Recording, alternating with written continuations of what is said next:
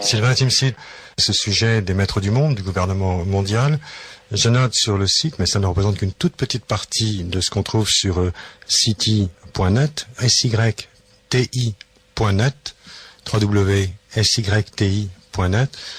Il est évoqué des stratégies de manipulation en 10 points. Donc je voudrais te citer les 10 points les uns après les autres en attendant à chaque fois le commentaire. Stratégie de manipulation, donc la diversion comme premier moyen. Voilà, alors ça c'est la grande stratégie qui va avec le phénomène d'abétisation des masses, hein. C'est-à-dire plutôt que les gens regardent en direction des problèmes importants, on essaie qu'ils regardent en direction des choses insignifiantes, les plus insignifiantes possibles. On essaie de les distraire, de faire diversion, en attirant leur attention vers toute une foule d'événements, d'informations, etc., sans aucune importance réelle. Donc ça, la stratégie de la diversion, c'est une stratégie maître, hein, des maîtres du monde, si je puis dire. C'est un atout maître qui marche très bien, qui est très répandu, qui est utilisé depuis de nombreuses années. Et il y a un document qui est présenté sur le site, qui est un des documents qui est attribué ou attribuable aux organisations des maîtres du monde. Il s'appelle Armes silencieuses pour guerre tranquille, qui explique comment effectivement on peut mener des espèces de guerres furtives qui ne se voient pas, qui sont des guerres intérieures, des guerres de manipulation, des guerres économiques, hein, et non pas des guerres avec des tanks, hein, mais ce sont des guerres qui remodèlent une situation, qui changent la donne et qui permettent de manipuler complètement une société. Et ce document dit garder l'attention du public distraite, loin des véritables problèmes sociaux, captivés par des sujets sans importance réelle.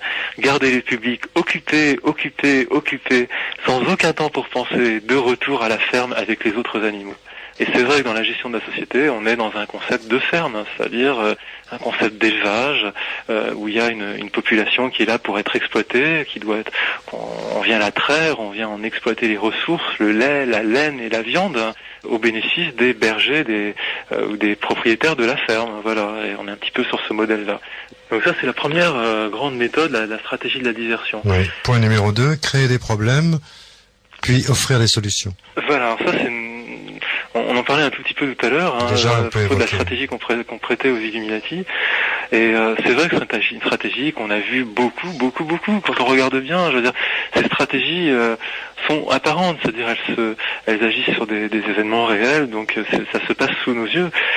Alors, créer des problèmes puis offrir des solutions, c'est par exemple laisser se dégrader la sécurité pour ensuite faire passer des mesures sécuritaires qui vont restreindre la liberté. Par exemple, ça peut être créer un attentat qui va servir à justifier des mesures de restriction des libertés, des mesures sécuritaires sans précédent. Inventer un charnier pour déclarer une guerre. Voilà, par exemple, etc. C'est l'incendie du Reichstag par les nazis pour servir de prétexte à la répression ensuite contre les communistes et les opposants de l'époque, etc. Donc ça, c'est une stratégie machiavélique qui est utilisée qui a été utilisée vraiment par beaucoup de monde, hein. Créer des problèmes et ensuite offrir des solutions. Et on parlait des implants, mais c'est la touche finale, c'est-à-dire comment est-ce qu'on va finir par imposer vraiment les implants au moment où il va être décidé que ça y est, qu'on va le faire. Là, imaginons qu'on ait un attentat nucléaire dans une ville occidentale, hein.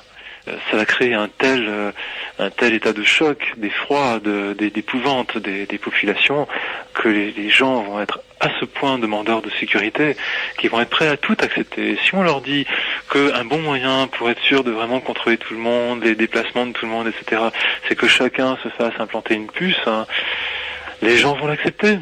Il va se trouver plein de voix pour dire que ben oui, c'est mieux que d'avoir des bombes nucléaires. On voit déjà à quoi les passagers européens sont prêts à sacrifier pour embarquer sur un avion de ligne américaine. Voilà. Donc ça déjà, donc ça n'est qu'un pas de plus. Le chemin est déjà tracé, il suffit d'aller un tout petit peu plus loin, juste un tout petit peu plus loin. Mais on est déjà ô combien engagé dans ce chemin. Troisième point, la stratégie du dégradé. Alors ça, c'est comment imposer un changement inacceptable. Donc il y a créer des problèmes pour offrir des solutions, ça permet de faire Puis alors, il y a des solutions un peu plus soft. Stratégie dégradée, c'est par exemple ce qui s'est passé au niveau de l'économie. C'est-à-dire, dans les années 70, on était dans un contexte quand même assez à gauche. Les syndicats étaient forts. Il y avait un mouvement gauchiste qui était encore assez présent, etc. Il aurait été impossible de faire accepter d'emblée l'ensemble des conditions économiques et sociales dans lesquelles nous nous trouvons aujourd'hui, sans susciter une révolution complète à l'époque. C'est-à-dire, on a eu mai 68 pour beaucoup moins que ça. Donc, comment est-ce qu'on s'y est pris? Progressivement. C'est-à-dire, si les changements se font par degrés, un tout petit peu, puis un petit peu plus, ma foi, à chaque fois, ça n'est pas beaucoup plus que là où on était déjà. Donc on peut l'accepter, c'est-à-dire des salaires un petit peu plus bas, des conditions de travail un petit peu plus dures, un petit peu plus de chômage, un petit peu plus de précarité. Une TVA 19,6 qualifiée de provisoire. Voilà, alors il y a le provisoire qui dure, ça c'est encore une autre stratégie qui est souvent utilisée, les choses provisoires qui en fait deviennent définitives. Alors le dégradé, ça c'est vraiment, si le changement se fait par degrés, suffisamment progressivement, même l'élimination de la démocratie, c'est-à-dire la dérive vers un système de plus en plus policier, sécuritaire, on réduit de plus en plus les libertés, où on instaure de plus en plus une surveillance électronique généralisée, etc. Si on fait tout ça d'un seul coup, c'est impossible. Ça suscite évidemment une réaction. Mais si on fait ça petit à petit, étalé sur 10 ou 20 ans, ça va tout seul. D'autant plus que de l'autre main, on s'est arrangé pour rendre les gens amnésiques et ne pas qu'ils mémorisent les informations. Donc tout ça va de pair, c'est-à-dire c'est une stratégie globale qui agit sur plusieurs terrains simultanément, et au bout du compte, on arrive à faire accepter l'inacceptable. Oui, on arrive à la stratégie du différé. Elle est intéressante aussi. Voilà, ça c'est par exemple... ça a été par exemple le traité de Maastricht, ça a été les accords multilatéraux qui vont bientôt unir les Amériques en fait. Tous les pays d'Amérique vont former une espèce de marché unique où les entreprises vont bénéficier de droits absolument fantastiques sans avoir aucun devoir en contrepartie. Enfin, bref, ce sont des accords assez inacceptables que les États-Unis ont réussi à faire accepter à des pays comme le Mexique et aux pays d'Amérique latine qui n'étaient pas très chauds. En faisant pression sur eux et surtout en leur disant que ça n'entrerait pas en vigueur avant 2005 pour une partie de l'accord ou 2007. C'est ça, pas pour ce gouvernement mais pour le prochain, ça sera un autre problème. Voilà, c'est dire on va prendre cette mesure, ok c'est difficile mais elle va pas rentrer en vigueur tout de suite, c'est seulement pour dans 5 ans ou dans 10 ans. Ce qui fait qu'au moment où c'est réellement appliqué, d'abord les gens ne peuvent que l'accepter puisqu'ils s'y sont engagés précédemment, ils l'ont précédemment accepté. Donc une fois que le moment est venu, ok c'est dur, mais ils ont été d'accord pour ça précédemment. Voilà. Et puis d'autre part, les gens acceptent toujours plus facilement un sacrifice pour plus tard que pour tout de suite, parce qu'on a l'espoir que finalement ça n'arrivera pas, ou qu'on ne sera pas finalement obligé de le faire, etc. On préfère toujours payer plus tard que payer tout de suite. Voilà. Sylvain Tim cite le point numéro 5 des stratégies de manipulation, s'adresser au public comme à des enfants en bas âge. Oui, alors ça, là encore on le voit souvent. C'est-à-dire d'abord dans la publicité, c'est-à-dire toutes ces publicités qui s'adressent au public sur un ton infantilisant, qui ont un scénario débile, c'est-à-dire un scénario absolument non crédible où on voit un personnage absolument improbable qui fait quelque chose d'improbable à moins qu'il soit vraiment très bête ou vraiment très très infantilisé. Donc le fait de mettre en scène ce genre de personnage, c'est une sorte d'appel du pied pour faire comprendre aux gens finalement que c'est normal d'être comme ça, c'est normal d'être infantile, c'est normal d'être gnangnan, c'est normal de ne pas avoir de sens critique.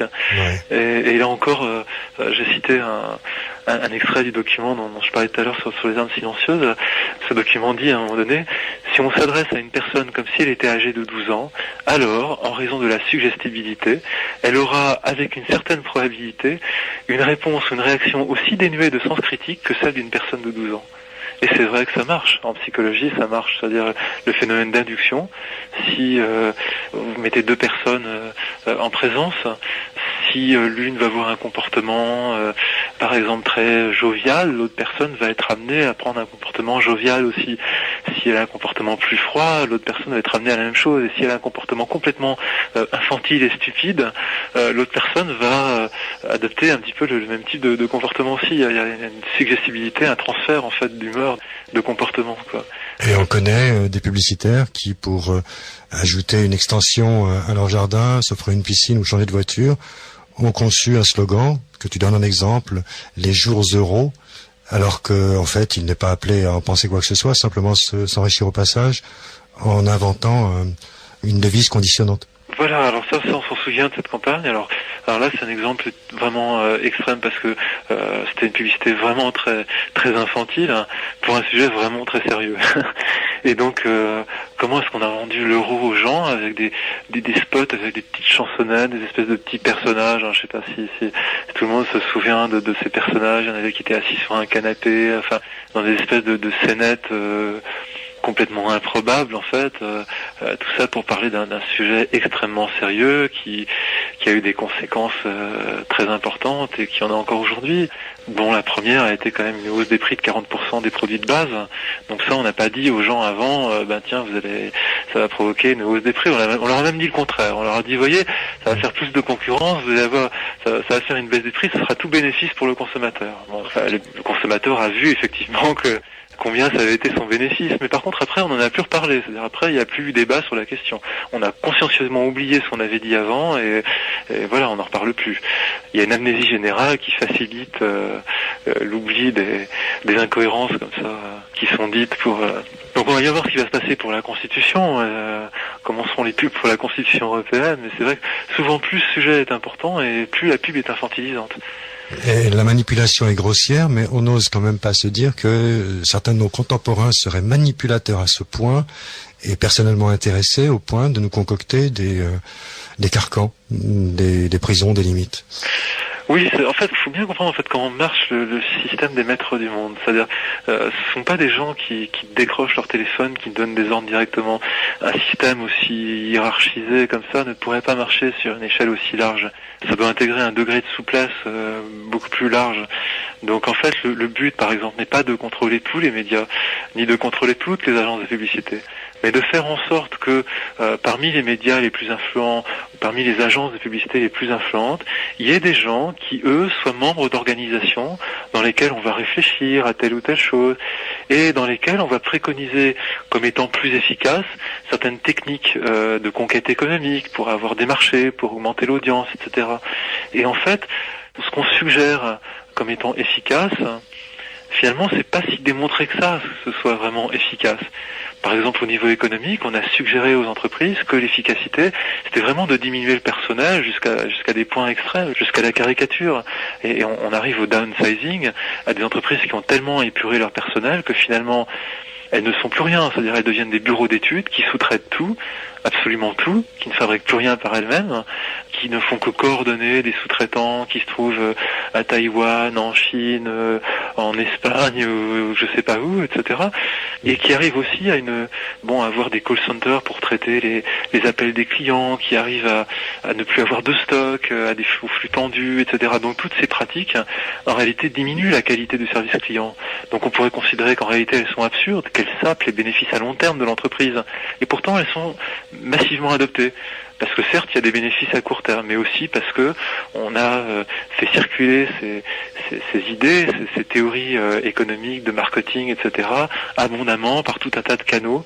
Et toutes ces organisations, de fil en aiguille, chacune se rattache à une organisation plus importante, qui se rattache à une organisation plus importante. Et c'est comme ça que les idées circulent du haut vers le bas, et chacun finalement n'a que l'impression d'agir dans son intérêt. Par exemple, le chef d'entreprise a l'impression d'agir pour que son entreprise soit encore plus rentable.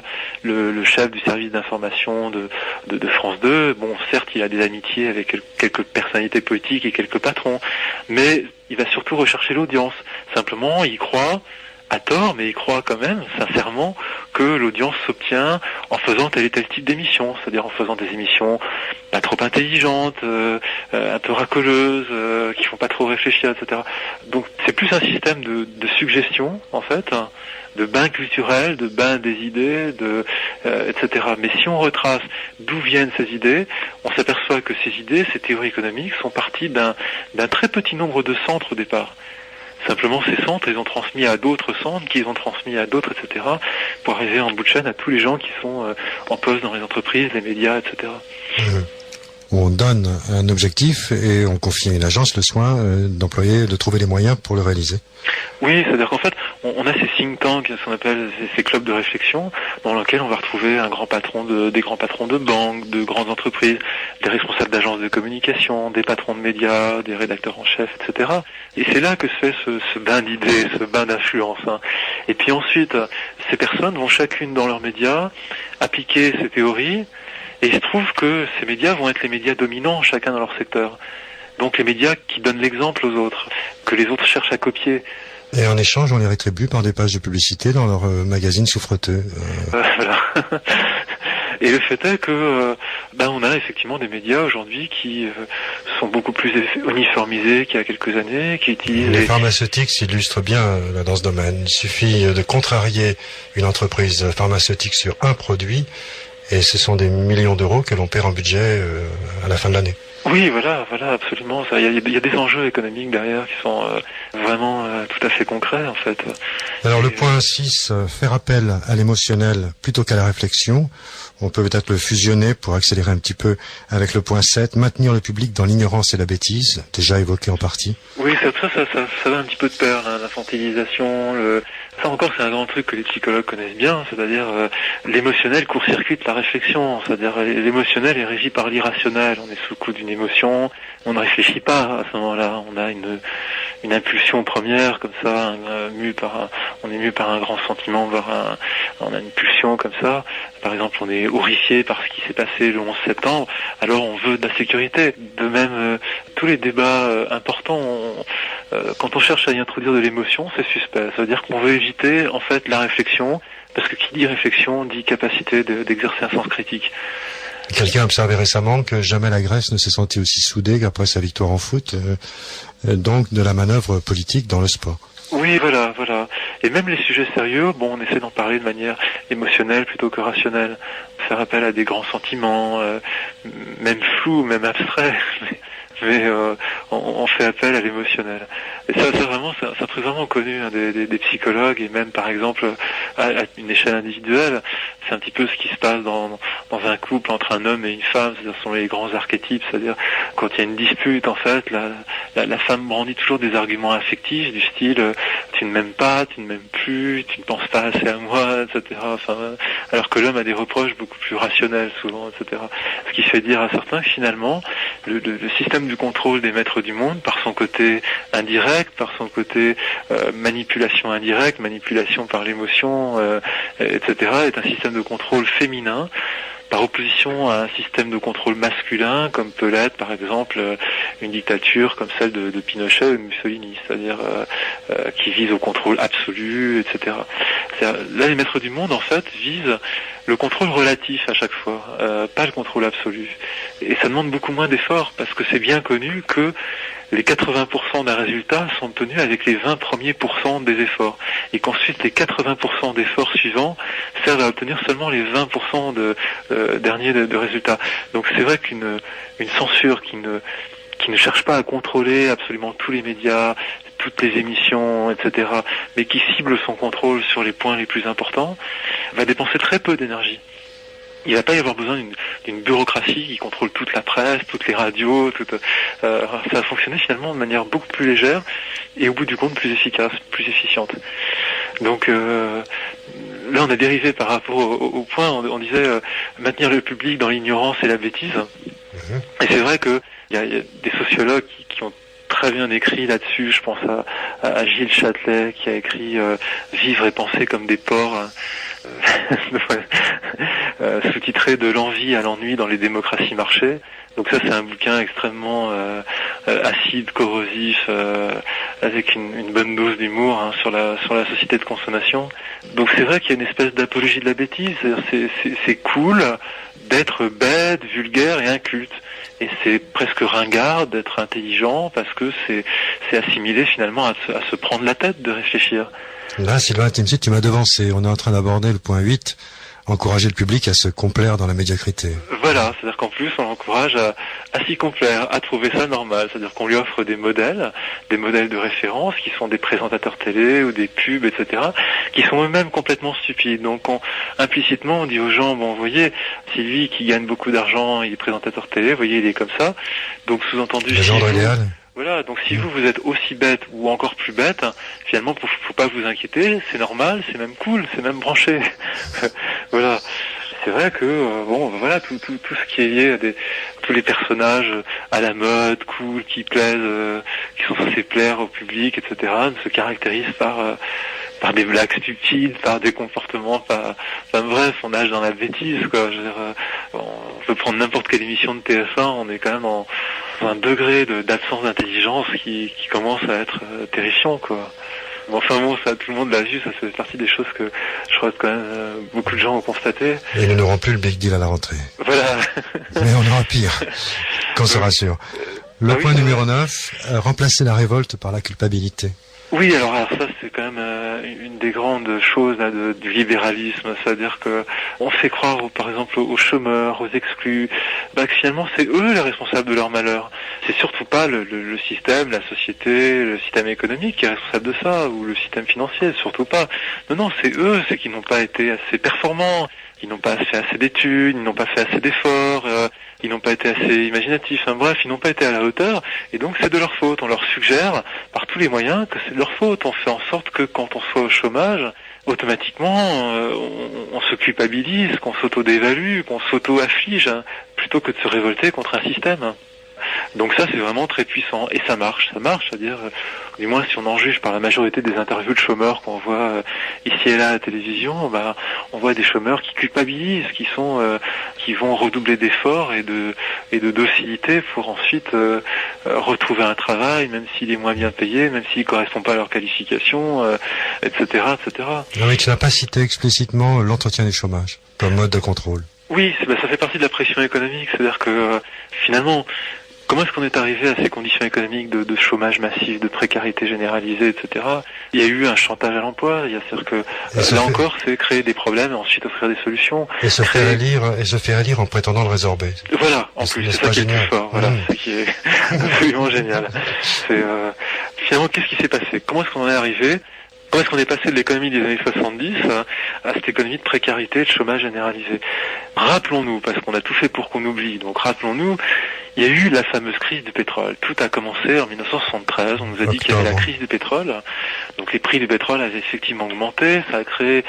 Cette hausse du prix des matières premières a créé une crise économique, et c'est cette crise économique qui, en France, c'était les gouvernements Raymond Barre sous Giscard d'Estaing à l'époque. Donc ça, on a proclamé le fait que c'était la crise, braves gens, et en conséquence, il fallait que les entreprises deviennent plus compétitives pour faire face à la crise, voilà. Et c'est là qu'a commencé cette course à la compétitivité. Donc, pour être plus compétitif, il fallait mettre des gens au chômage et les remplacer par des machines ou tout simplement compresser les effectifs. On parlait pas encore à ce moment-là de délocalisation.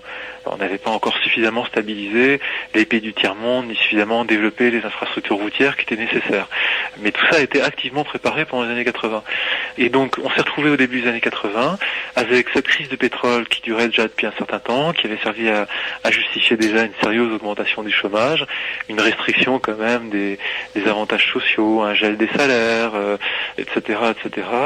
Et puis cette crise finalement, officiellement, elle a duré pendant des années et des années. C'est-à-dire on a cessé aux gens de dire que c'était la crise, que les pays étaient en crise, qu'il fallait toujours faire plus d'efforts pour être plus compétitif, etc. Et que demain, braves gens, vous en aurez les fruits.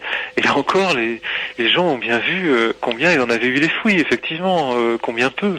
Mais enfin voilà, on leur a dit faites des efforts, un jour vous serez récompensés. Et ça a duré 20 ans. Pendant 20 ans, ça a été officiellement la crise, alors qu'en réalité, pendant cette période de 20 ans, il y a eu beaucoup de phases de croissance, et de phases de croissance suivies de krachs boursiers, de crises de 1 ou 2 ans, et puis de phases de croissance à nouveau. Mais certains de ceux qui nous écoutent, qui sont âgés de 30 ans, n'ont jamais connu que cela. Voilà. Il y a maintenant tout un tas de gens qui n'ont connu que ces conditions, et qui les considèrent donc comme normales. Ah, la France de Pompidou. mais c'est là que ça a commencé en fait, c'est ces années 73. Pompidou avait rapidement passé la main pour cause de maladie à Giscard d'Estaing, et avec Giscard d'Estaing, donc c'est là qu'on a eu vraiment un gouvernement dont peut-être 80% des membres appartenaient à des organisations des maîtres du monde, et en particulier il y avait beaucoup de trilatéralistes, à commencer par Raymond Barre.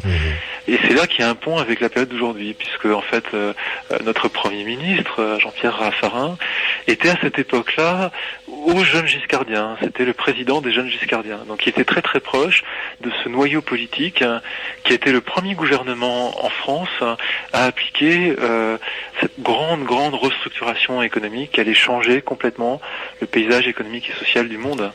Partout, dans tous les pays en même temps, de manière complètement synchronisée.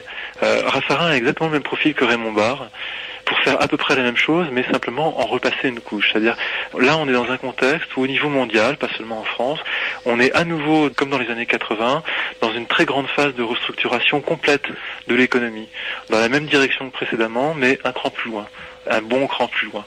Donc on a des gouvernements qui sont tout à fait convertis à l'idéologie qu'il faut appliquer et qui font exactement le même sale travail dans tous les pays, démantèlement des services publics, privatisation, refonte des systèmes de retraite, etc. Donc vraiment partout là on est dans une très très grande vague de restructuration. Il fallait quelqu'un qui fasse le sale boulot. Donc on a pris un technicien, quelqu'un de pas connu du public, mais qui en même temps soit si possible un gros, parce que ça rassure les gens qui ont une physionomie ronde, rassure davantage que quelqu'un qui est maigre et comme un Rocard par exemple. Vous voyez, donc un Raymond Barre, un Raffarin, bon, ces rondeurs rassurent au début. Après on s'aperçoit qu'en fait ce sont des hommes à poigne, qui sont des vrais bulldozers, qui quelle que soit l'opposition qui est en face, et c'est le cas de Raffarin comme de Raymond Barre, ils passent, c'est-à-dire quelles que soient les protestations, les grèves durent un temps, mais au bout d'un moment, si le gouvernement a sa majorité au Parlement, les lois sont votées, les décrets sont signés, et puis ça rentre en application, et les gens peuvent pas manifester éternellement. C'est ce que Thatcher avait compris en Angleterre, c'est-à-dire elle a eu des grèves qui ont duré 2 mois, 3 mois. Elle a compris qu'il suffisait d'attendre le temps nécessaire et que les gens pouvaient pas faire grève éternellement, ne serait-ce que parce que au bout d'un moment ils n'étaient plus payés. Donc Raffarin, voilà, c'est le bulldozer chargé de faire le sale travail. Donc il fait le sale travail dans un temps qui va être le plus concentré possible, c'est-à-dire en 3 ans. Après quoi, quand il aura fait le plus gros du travail, on le changera pour mettre un Premier ministre qui sera plus populaire et qui sera chargé, du moins l'espère-t-il à l'UMP, qui sera chargé de remporter le morceau pour la présidentielle en 2007. Donc on pense à De Villepin, qui est un proche de Chirac. Pour permettre à Chirac d'honorer sa parole, disant en privé, mais rapporté par LCI, Sarkozy, ce sera mon dernier scalp. Nous sommes, nous, le public, otages de règlements de compte personnels. Alors, Sylvain Timsit, le point 10 des stratégies de manipulation recensées sur ton site internet, c'est connaître les individus mieux qu'ils ne se connaissent eux-mêmes. Alors ça, c'est vrai que... ça va avec le phénomène de bêtise dont on parlait tout à l'heure, c'est-à-dire que d'une main, d'un côté, on a amené un public avec de moins en moins de sens critique qui trouve cool le fait d'être bête et inculte, le fait de s'intéresser à rien, ni à l'économie, ni à la science, ni à la société, ni à la psychologie, ni à la neurobiologie. Bref, tous les domaines qui finalement donnent le pouvoir parce que ça donne des clés pour comprendre des rouages essentiels, soit de soi-même, soit de la société, etc. Je veux dire, la science est au cœur du monde d'aujourd'hui, la science, la technologie, et paradoxalement, le niveau de culture générale en science est des plus bas, et on ne fait rien pour que les gens s'intéressent à la science. Donc voilà, on arrive à un décalage qui devient vraiment très important et inquiétant, vu l'ampleur que ça prend, entre la faible connaissance que les gens ont d'eux-mêmes, de leur psychisme, de leur mécanisme interne, de leur cerveau, comment leur cerveau fonctionne, comment leurs humeurs fonctionnent, comment leur comportement fonctionne, comment la société fonctionne. Qu'est-ce que des choses assez... centrales, des concepts vraiment comme la cybernétique qui sont cybernétique, on peut faire une parenthèse, c'est la science des systèmes. C'est une science horizontale qu'on retrouve finalement dans toutes les sciences. Tout ce qui est système est régi par la cybernétique, qui est la théorie des systèmes. Donc une société qui est un système, une économie qui est un système, mais aussi un écosystème, un organisme, une cellule, tout ça sont des systèmes qui sont régis par la cybernétique. Or la cybernétique, pratiquement personne ne connaît. On a fait disparaître les livres au sens où quand on va sur un site de vente en ligne de livres, on tape Norbert Wiener ou cybernétique par exemple. Norbert Wiener, c'est le théoricien qui a inventé la cybernétique dans les années 40. On trouve très peu de bouquins et pratiquement tous ces bouquins sont épuisés chez l'éditeur. Certes, ils ne sont pas censurés, mais ils sont indisponibles chez l'éditeur. Donc dans les faits, ça revient au même. Et comme par hasard, ces livres-là vont être épuisés. On va pouvoir trouver des bêtises éditées à la même époque, des insipidités absolument pas possibles, mais livres sur la cybernétique, il y en a très peu qui sont édités. Voilà, parenthèse. Donc en fait, on se retrouve avec un décalage entre la majeure partie de la population qui ne sait rien d'elle-même, qui ne connaît aucune clé sur elle-même, ni sur la société, et de l'autre côté, toute une armée de spécialistes qui travaillent pour les multinationales, pour les armées, pour les gouvernements, et qui, eux, sont arrivés à un degré de connaissance, de spécialisation scientifique et technique, qui leur permet de connaître avec une précision millimétrique le fonctionnement du psychisme humain, de nos émotions, de notre comportement, le fonctionnement d'une économie, des biais par lesquels on peut manipuler une société, etc. Tout ça de manière extrêmement scientifique et précise, alors qu'en face, il y a une ignorance totale. Donc ce décalage-là est tout simplement dangereux, et en plus, il ne cesse de s'accroître, puisque la technologie et la science ne cessent de progresser, et la bêtisation du public, elle aussi, ne cesse d'avancer, donc de s'accroître. Donc et les manipulateurs disposent de moyens illimités. Voilà.